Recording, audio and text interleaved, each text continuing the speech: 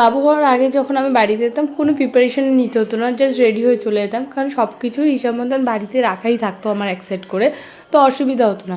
কিন্তু এখন যদি ভাবি যে বেড়াতে যাব বা কোথাও যাব, তো বাবুর সব জিনিসপত্রগুলো বলতে পারো প্রপার লিস্ট করে আমাকে নিতে হয়, এবং তার একটা প্রিপারেশন থাকে তার আগের দিন রাত্রেবেলাতেই। তো আমরা তো বাড়িতে গেছিলাম, তোমরা লং ভিডিওতে দেখেছোই। তো এখানটায় আমি সেই জামাকাপড়গুলো আগের দিন রাত্রেবেলা সব প্যাক করছিলাম। আমার এই ছোটো লাড্ডু পোকার জিনিসপত্রতেই ব্যাগ ভর্তি হয়ে যায়। তার মাঝখানে শুধু দু এক সেট ছিল মানে আমাদের সবার।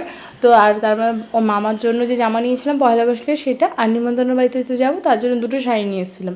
আর এই জামা কাপড়গুলো আজকে সব ধুয়ে দেওয়া হয়েছিল, যেহেতু আমরা বাড়ি যাব। তো এইবার পয়লা বৈশাখে আজকে দাদা না দিদুন এই জামা দুটো দিয়েছিল।